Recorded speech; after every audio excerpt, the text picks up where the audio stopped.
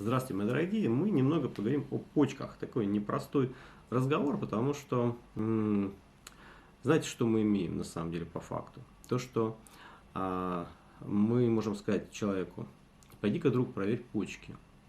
И он идет, там делает УЗИ, какие-то анализы, и ему говорят: у вас вообще все в порядке с почками, почки ваши нормальные.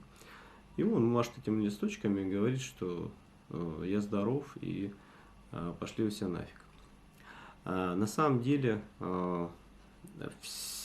чуть ли не все вообще проблемы человека, которые, в общем-то, он имеет со своим здоровьем, начинаются, конечно, от почек.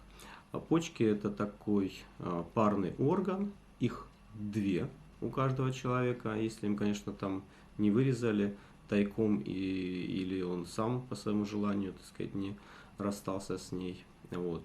Ну, их две обычно. Вот. И это показывает важность почки для организма человека. Да, они продублированы, эти органы. Точно так же продублированы у нас легкие, продублированы у нас полушария, да, руки, ноги. Вот, ну, полушария головного мозга. И вот почки. Их задача выводить ненужные организмы водорастворимые вещества. Есть вещества водорастворимые, есть жирорастворимые. Так вот, жирорастворимыми занимаются у нас,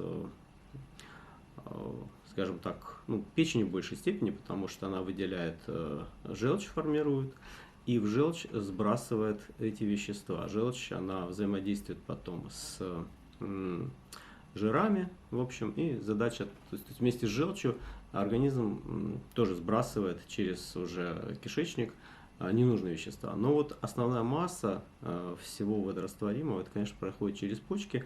Это происходит постоянно, непрерывно, почки работают. И они решают непростую задачу, потому что нужно, смотрите-ка, сбрасывать ненужное вещество в раствор, где концентрация вещества уже и так высокая.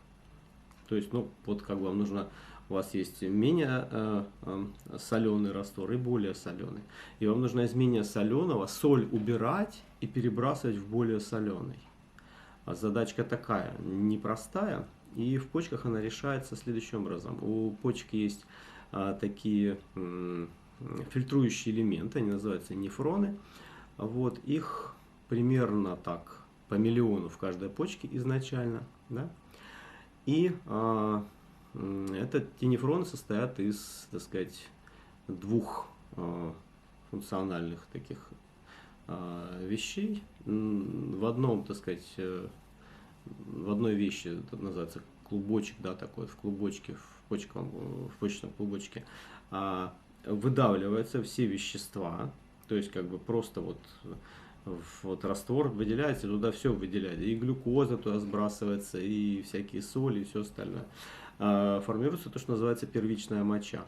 Потом эта первичная моча поступает в систему таких трубочек, которые называются почечная каналица, и происходит обратное всасывание необходимых веществ. Вот такая как бы вот двойная такая вот идет, ну, такой цикл. Сначала выдавливается вот практически все, причем там в самих этих почечных, скажем так, этих вот клубочках, да, в них буквально эти вещества выдавливаются, то есть там что-то вроде таких молекулярных сеточек есть, через которые они вот проталкиваются, да, и иногда бывают эти сеточки забиты вдруг, да, тогда возникает почечная недостаточность.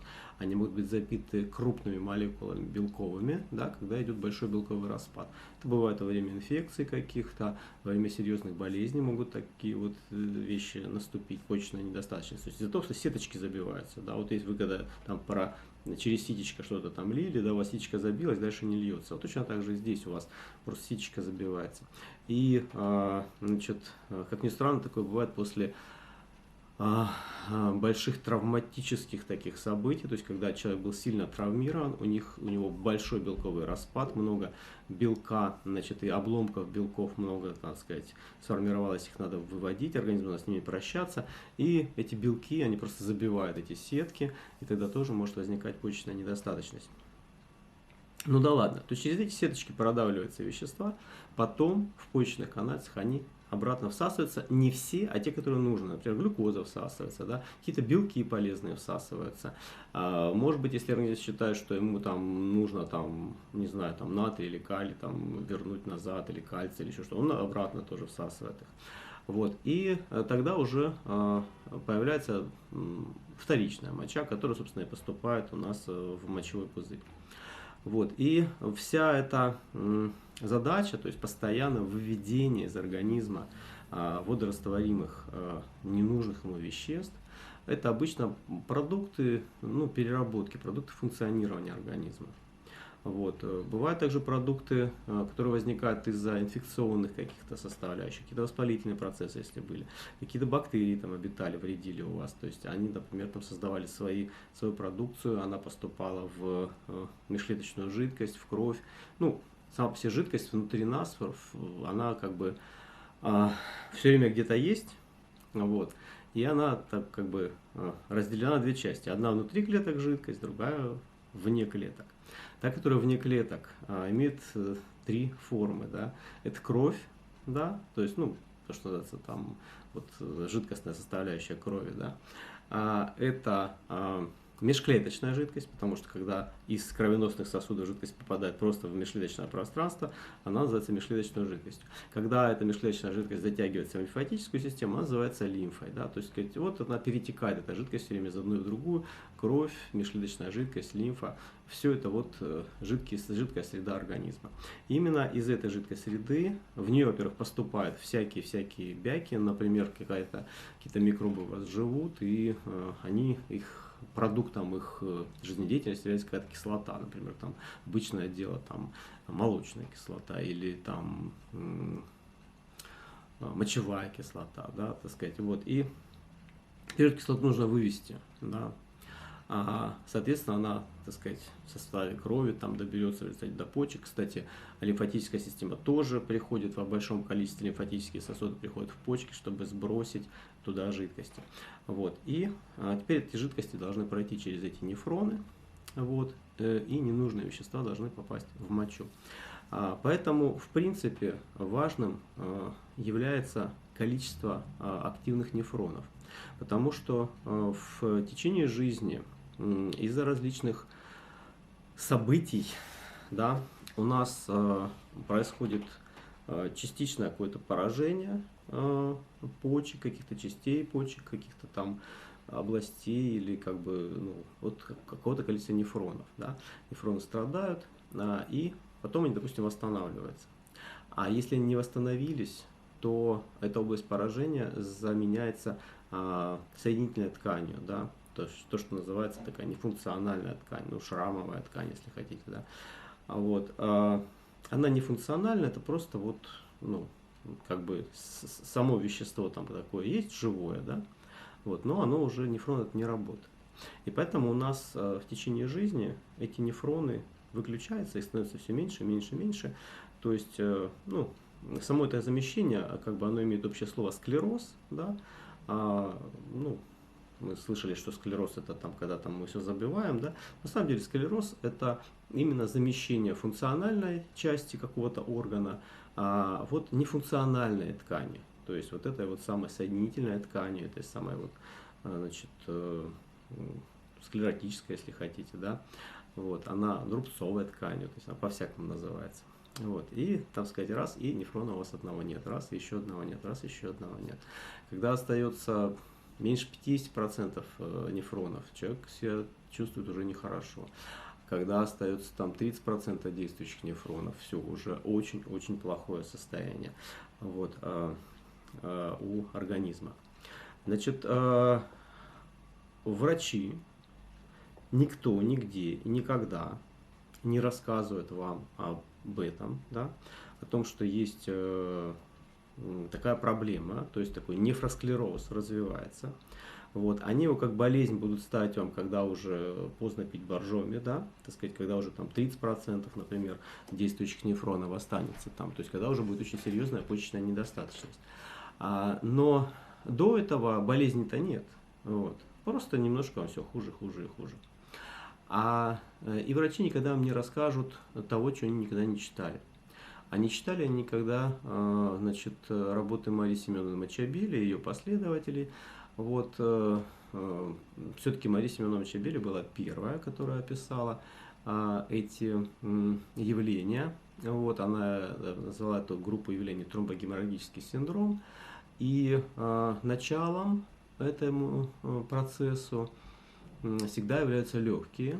Вот, в легких в основном и в первую очередь от недостатка отрицательных аэроионов, то есть вот буквально от того, что человек недостаточно бывает на улице, на свежем воздухе.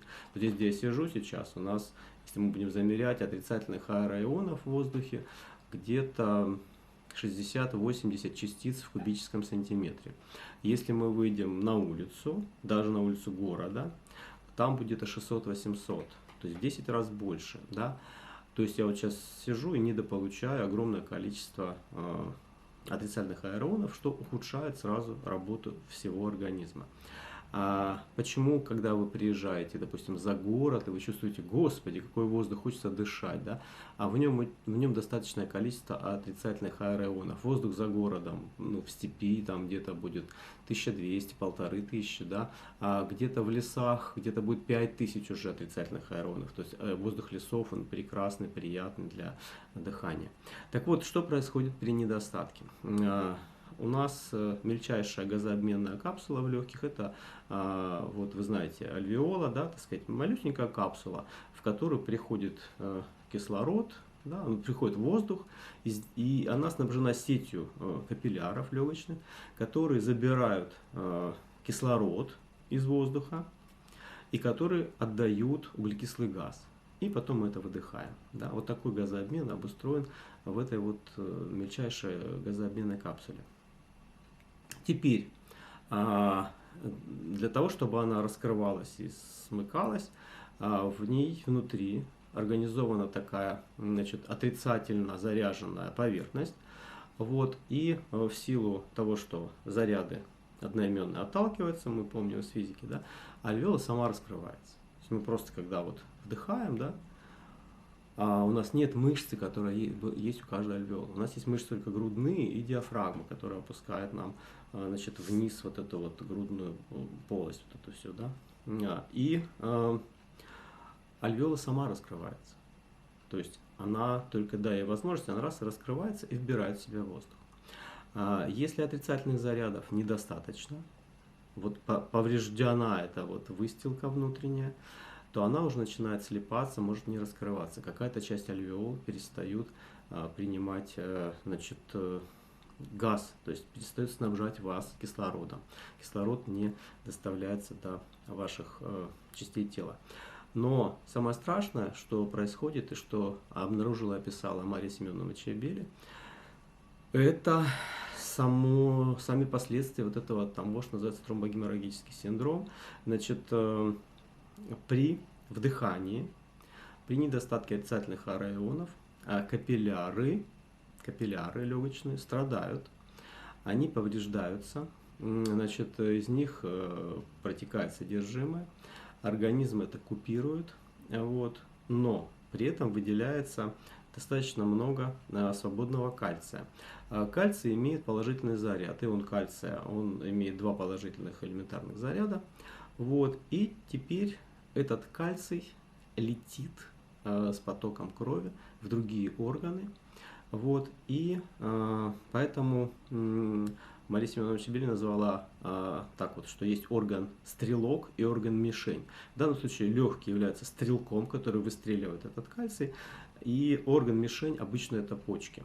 То есть почки поражаются, туда приходит кальций, он отбирает, поскольку он положительно заряжен, отбирает отрицательные заряды у органов, и наступает некоторая лавинообразная такая реакция, когда повсеместно не хватает отрицательных зарядов, не хватает электронов.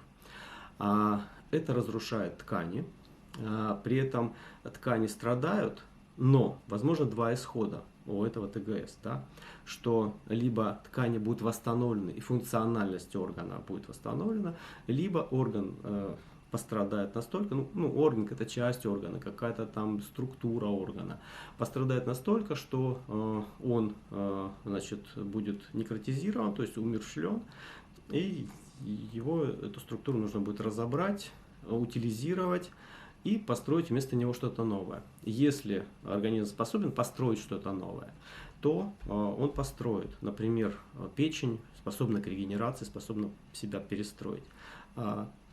Почечный, значит, элемент фильтрующий, нефрон, он просто будет заменен соединительной тканью.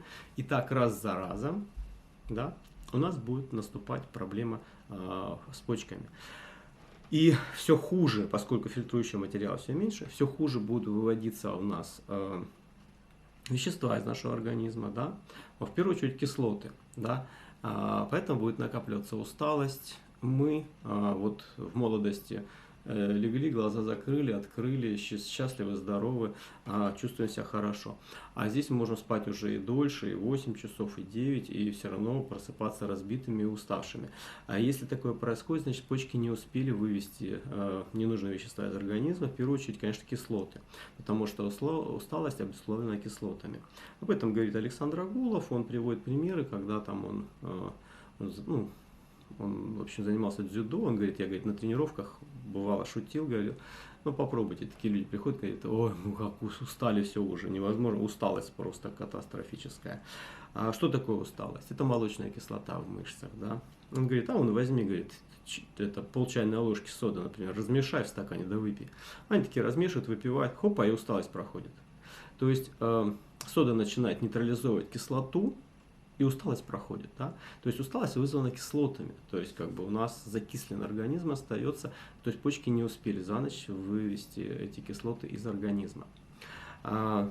Поэтому для почек есть вот этот вот, некоторые, вы уже поняли, да, наверное, что в первую очередь, следуя, значит, тому, что было обнаружено Марией Семеновной Мачабели, нам нужно больше бывать на свежем воздухе, нам нужно больше, значит, гулять, нам нужно обеспечить себя ионизаторами, да, для того, чтобы у нас были отрицательно заряжены частицы в воздухе. То есть, буквально это молекулы кислорода, которые имеют дополнительный отрицательный заряд.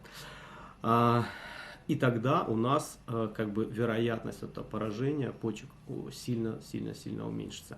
И, конечно, состояние легких тоже будет хорошим, потому что у нас не будет постоянного разрушения этих легочных структур. Вот.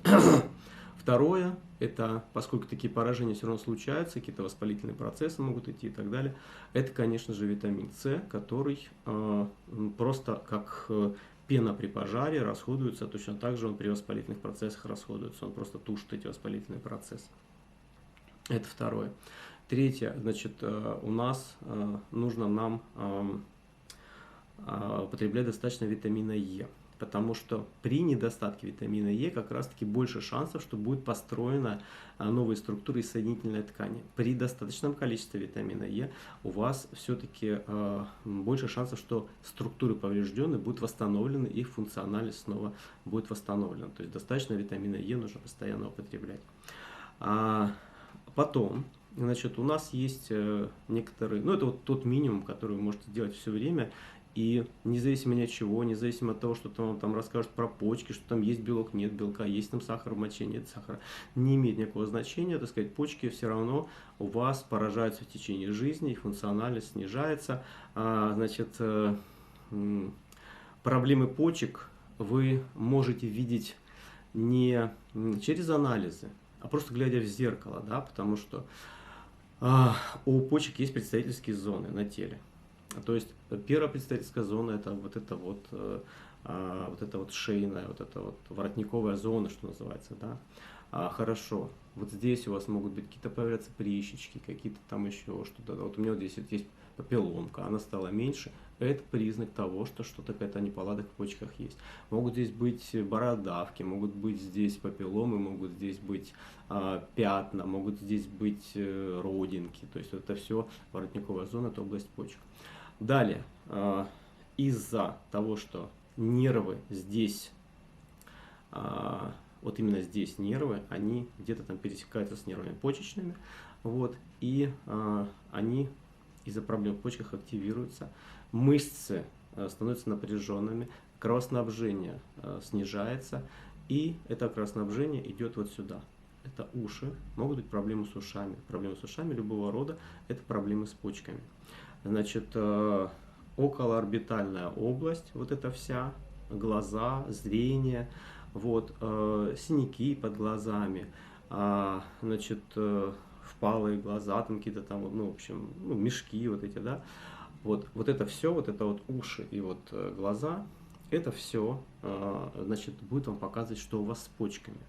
Если у вас отит, если у вас шум в ушах, если у вас звон в ушах время от времени, если, допустим, при абсолютной тишине, вот вы выехали где-то, не знаю, в горах, нет ни ветерка, ничего там, и абсолютная тишина, а вы все равно слышите какие-то звуки, да, в левом или в правом ухе, вот, значит, какая-то проблема есть с почками все равно. То есть или в левом, или в правом. То есть как вот это ухо левое, это будет левая почка, правое ухо, правая почка, глаза то же самое.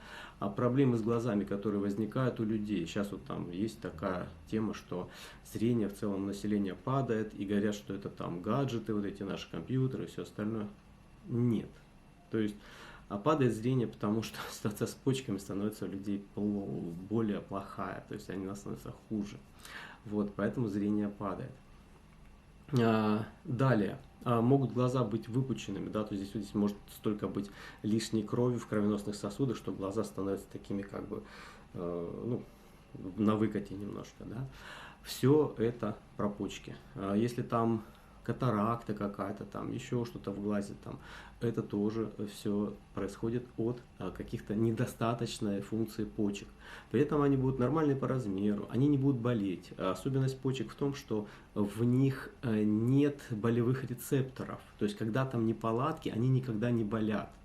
Если что-то болит в почках, то это, скорее всего, не в почках болит, а что-то там с них вываливалось, может быть, камни, и пошло это в мочеточники. Мочеточники имеют болевые рецепторы, вы там будете очень хорошо ощущать, когда у вас по мочеточнику идет камень, тогда боль будет. До этого камень может лежать там годами, расти, там, расцветать, и там иногда бывают камни очень как красивые, как кораллы, только не дай бог он пошел, значит, по мочеточнику, все, крантец там, и человек кровью мучится. Вот, значит, какие могут быть признаки того, что с почками хорошо или с почками нехорошо? Один из моментов – это объем суточной мочи. Если вы, не насилуя себя, не пьете избыточно воду, просто вот кушаете обычную еду, пьете обычную жидкость, как вы привыкли, да, то есть не то, что вы там закупили специально воду и время от времени напоминаете себе, это обычное питание ваше, то за сутки у вас должно выходить больше литра мочи, да, в идеале там может быть 1,5 литра, вот. Если этого не происходит, значит у почек недостаточная выделительная способность уже присутствует, да. Объем суточной мочи в принципе довольно легко померить. Господи, вы можете там, не знаю, 1 или 2 дня там использовать, не знаю, стакан, например. Ну, как-то всегда можете вы измерить объем своей суточной мочи. То есть, если меньше литров в день при обычном питании, не при там избыточном питье воды, не когда жара там и вы пьете очень много воды, вот, то если меньше литра, это плохой знак. Вот, значит, уже недостаточно выделительная способность. Следующий момент – это удельный вес мочи. Поскольку в моче растворены вещества, соли какие-то, да, эти соли выводятся, то у мочи, значит, плотность мочи немножко выше, ну, она соленая, да, так сказать, она немножко тяжелее обычной воды, в которой не растворены некие соли. То есть, если вес обычной воды – это литр весит килограмм, да, то в моче, которая выделяется, у нее там уже свои характеристики. Значит, удельный вес мочи должен лежать в районе где-то 10-20. Ну, то есть, вот как бы это значит 1020 грамм на литр. Да? Ну, если вы это пишете, где-то от 10,18 до 10,22. Когда вы сдаете делать анализ мочи, вам всегда напишут, какая плотность этой мочи. Вот, если, значит, плотность мочи меньше, да, то у вас означает, что количество веществ, которые должны выведены быть в мочу, уже недостаточно, значит, уже как бы почки тоже не справляются с задачей выталкивания этих веществ туда, в мочу, да. Ну, если он там меньше 10-18, да. Наоборот, если, значит, вес удельной мочи становится больше, чем 10-22, то здесь это может свидетельствовать о том, что проблемы есть с этими канальцами, да, почечными. Значит, они, может быть, раздражены, то есть, как бы, они как бы избыточно, то есть, они должны, в принципе, эти канальцы должны обратно всасывать соли, значит, они недостаточно уже всасывают обратно этих солей. Вот. Далее, если у вас объем мочи, удельный объем, удельный вес мочи, значит, доходит там до 10, там, 27, 10, 30, это признак, может быть, диабета. То есть при диабете очень большие потери минеральных веществ идут. Да, так сказать, вот это такое, характеристика такая диабета, что начинают теряться минеральные вещества. Это тоже там связано с тем, что проблемы в почечных канальцах, вот, диабет это развивает. Далее, если у вас объем суточной мочи где-то 10-10, да, то есть вот он прям ниже, там, 10-10, 10-15, то есть вот он как бы ниже такой условной нормы, то здесь, конечно, уже, если 10-10, это уже нефросклероз, уже там достаточное количество нефронов отключены и не работают. Вот. Если вы будете пить много воды, да, то эти результаты будут искажены. То есть, если вы специально будете пить, как вот рекомендуют, там, пить нужно вот 1,5 литра, 2 литра, там, 3 литра. Если вы просто будете вот это все пить, то понятно, что результаты будут искажены, то есть, как бы, растворимость будет моча не такой концентрированной. То есть, да, так сказать, концентрация мочи будет другой. Вот, чтобы делать оценку, есть, кстати, такие просто как эти урометры, то есть, которые измеряют удельную плотность мочи. То есть, буквально там такой поплавок, который опускается. Если вы заведете пробирку, заведете этот поплавок, да, с ним даже и пробирка будет продаваться. Вот, налили мочи, опустили, и удельный вес довольно легко померить. Вот эти как бы вещи, то есть норма где-то 10-18, 10-22. Ниже нефросклероз, выше проблемы с почечными канальцами и, возможно, диабет. Далее, все остальное там как бы более сложно там на анализах уже там можно, конечно, пытаться оценивать, но все остальное сильно зависит от того, как бы, что вы сейчас ели. То есть, что вы там съели, там, допустим, там больше белка, меньше белка, там больше каких-то там, допустим, хлористого натрия, там меньше, больше кальция, меньше кальция, это как бы немножко там уже надо смотреть на ситуацию. То есть напрямую это не будет свидетельствовать о каких-то там проблемах или наоборот нормальных явлениях в почках. Конечно, рекомендуют пить рекомендуют пить больше воды, но здесь как бы эта рекомендация, она с одной стороны поможет действительно снизить концентрацию, значит, внутри почек и, может быть, как бы снизит вероятность формирования камней, а может и не снизит. Вот. Но с другой стороны, это приведет к тому, что вы начнете терять минеральные вещества. И вам нужно будет позаботиться о том, чтобы минеральные вещества все время поступали. То есть, например, с растениями, там, растительная пища, обычно это всегда достаточно большой набор различных минеральных веществ.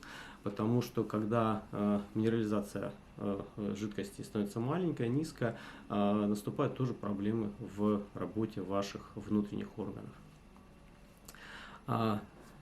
Вот, пожалуй, как бы все то, что я как бы знаю про почки. Вот, и самым, пожалуй, как бы вот важным является то, что наследие Марии Семеновны Мочабели, ее исследования, она ведь на самом деле тысячи там образцов ткани исследовала, так сказать, добросовестно очень работу провела, и вот в результате сделала вот эти выводы, которые она сделала, вот, и обнаружила, что вот поражаются почки, к сожалению, просто при том, что мы сидим в доме и не гуляем. Есть возможность, иди гуляй. Почему эти прогулки, это пешая ходьба или бег, или все что угодно, что вы делаете вот на улице, да, всегда будет иметь хороший результат. Потому что там, за окном, у вас как минимум в 10 раз больше отрицательных аэроонов, чем в помещении. У вас стены, все, что вас окружает, пластик, там все вот эти вот отделочные материалы, краски, эти все обои, это все, значит, отбирает, оно все положительно заряжено, и оно все отбирает сразу на себя отрицательные аэроионы. Отрицательные аэроны, они вообще как бы появляются из солнечной радиации, да, и еще из некоторых явлений, которые происходят в кронах деревьев, на вершинах гор, да, то есть на вот этих вот волнах, вот хвостиках волн на побережье, да, ну, знаете, когда шторм, дышится легче, да, вот, становится больше аэроионов. Это просто механические такие вот эти вот моменты, физическое электрические явления такие, да, что вот именно в кронах деревьев формируются эти отрицательные аэроны за счет ветров, за счет как бы перемещения воздушных масс. И если массив лесной не очень большой, несколько деревьев, то эти аэроны, они тут же и теряются, то есть они не создают вот этого эффекта леса. А когда деревьев много, особенно, допустим, хвойные деревья, у них вот этих много этих кончиков, да, таких маленьких, вот там формируются эти отрицательные аэроны.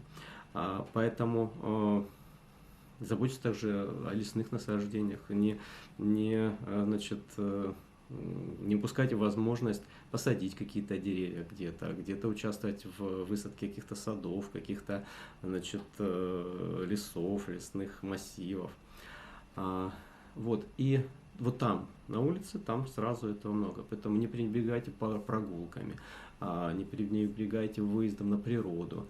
Вот, хорошо, любите вы там что там с планшетом или с телефоном что-то поделать, вы можете это делать на природе, понимаете, вы можете все то же самое делать, слава богу, мобильный интернет, есть еще что-то, пожалуйста, выехали, вот, просто делайте это на улице, чтобы у вас было, в организм поступало достаточно отрицательных аэроонов. Господи, это обнаружил еще больше чем 100 лет назад Александр Леонидович Чижевский, да, наш русский ученый, русский и советский ученый. Это описала и разобрала полностью Мария Семеновна Чебели. Ее последователи, это, ой, не вспомню имени, но Скипетров, по-моему, он в Ижевске работал. Значит, врач, исследователь известный. Зиновий Баркаган тоже там, по-моему, на Алтае, в Барнауле работал. Были люди, которые были последователи Марии Семеновны, которые развивали ее как бы теории, которые дополнительно исследовали, сколько-то времени на все это как бы употребили. И очень глупо терять эту технологию, забывать о нее. А она, понимаете, вот настолько важна, что вот раз, и у вас поражаются почки. Поражаются почки, появляются везде проблемы сразу, потому что выделительная способность снижается, значит, у вас внутри, то, что называется шлаки, там, и как хотите назовите, становится больше.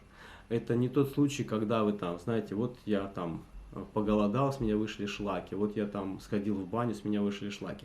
Эти шлаки у вас формируются просто постоянно, токсины формируются постоянно, непрерывно, каждую секунду, каждое мгновение формируются, и нужно их выводить. И основная нагрузка ложится на почки.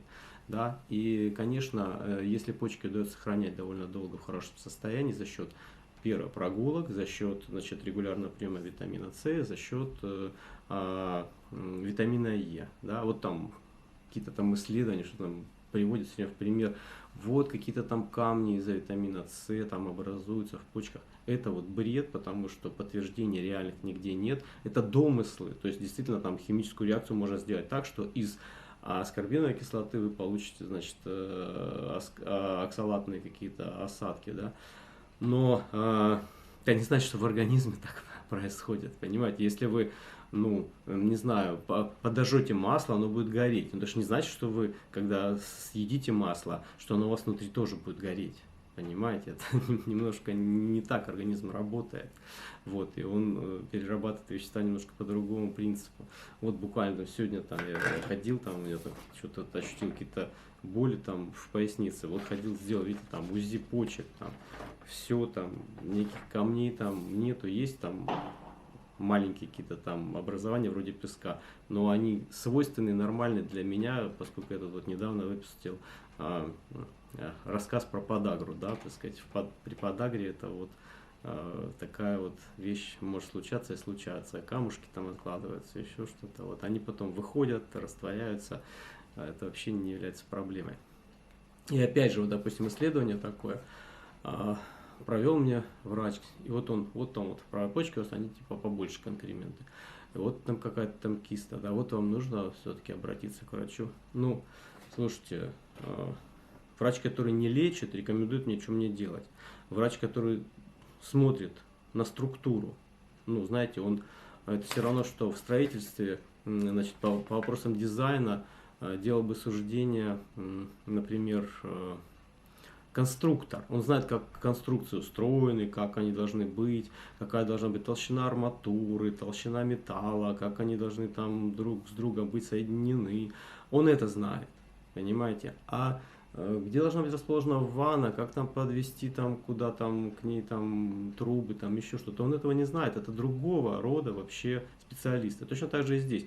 Человек смотрит на структуру и считает, что это может быть проблемой, то, что он там увидел. Он не увидел, сколько действующих нефронов из изначальных 2 миллионов. Он не увидел это в этом музее и не сказал мне. А это наиважнейшая вещь. Сколько сейчас нефронов у вас работает. Оценочно это можно сделать по отдельному весу мочи. Возможно, есть какие-то другие тоже анализы, которые могут как-то это вот более точно оценить, какой процент работающих нефронов. Это важно.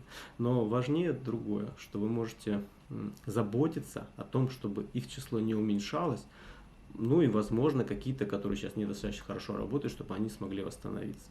Прогулки, витамин С, витамин Е, это все, что я могу порекомендовать по поводу почек как таковых. Да? Вот, чтобы был достаточно хороший поток, хорошо, это калий, да, то есть чтобы калий был в рационе, потому что калий люди иногда упускают. Это 4-й, пожалуй, пункт. И, возможно, 5-й, да, потому что преддиабетические состояния тоже могут плохо влиять на почки, потому что сахар поражает почечные канальцы, да, избыточный сахар в крови, избыточная глюкоза. То вот мои есть видео про агглютинин зародышей пшеницы, да, так сказать, отказ от продуктов, которые содержат агглютинин зародышей пшеницы. Не путать с глютеном, это другое, разные совершенно вещи. Вот этот самый АЗП, да, вот там, где этот АЗП, значит, воздействует, там появляется преддиабетические состояния. Вот его тоже надо исключить из своего рациона. Вот этих, пожалуй, 5 вещей помогут как бы немножко продлить старение организма, да. Все равно вы мало что сделаете, все равно у вас почки постепенно будут значит, ухудшаться в своем качестве, вот, и постепенно будут вести вас туда к смерти. Если вы достаточно богатые, будете у кого-то покупать почки и вставлять себе новые, то все равно долго не протянут, потому что те органические изменения, которые случились в организме внутри, да, так сказать, структурные изменения, обменные процессы уже идут на другом уровне. Вот, например, за счет там гормонального фона другого, там все равно в старости там половых гормонов уже меньше, да, то все равно у вас и новые почки там придут в негодность, и это не решение. Решение это, значит, прогулки на свежем воздухе, витамин С, витамин Е, вот, калий и отказ от АЗП. Все. Прошу прощения за длинное видео. Надеюсь, оно было полезным. До свидания. С вами был Научный Олег. Всех благ. Подписывайтесь, пересылайте друзьям.